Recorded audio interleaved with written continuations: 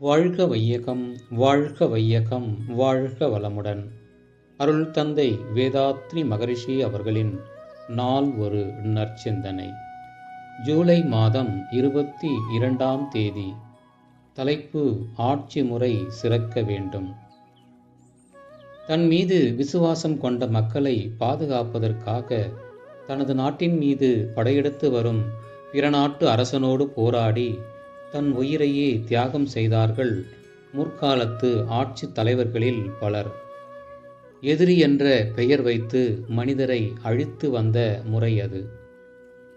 தான் ஒரு ஆட்சி தலைவனாக வருவதற்காக தன் மீது விசுவாசம் கொண்ட மக்களையே சமயம் வாய்ப்பின் பலியிட துணிந்து வஞ்சகமாக திட்டமிட்டு செயலாற்றுகின்றார்கள் இந்நாளில் அரசியல் தலைவர்களில் பலர்.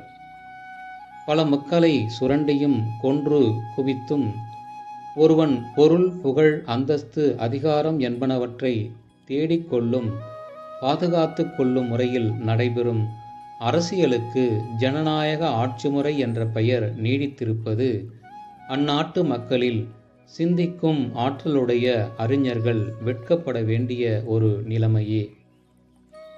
நீண்டகால சமூக தொண்டின் மூலம் தகுதியும் திறமையும் பொறுப்புணர்ச்சியும் பெற்ற ஒரு சமுதாய நன்னோக்கவாதியை தங்கள் அரசியல் தலைவனாக நியமித்துக் கொள்ளும் அளவுக்கு மக்களிடம் சிந்திக்கும் ஆற்றல் உண்டாகும் வரைக்கும் எந்த நாட்டிலும் கயவர்கள், நயவஞ்சகர்கள், ஒழுங்கீனர்கள் இவர்கள் ஆட்சி தலைவராகவோ அரசியல் கட்சி தலைவராகவோ வரும் வாய்ப்பு நீடிக்கும்.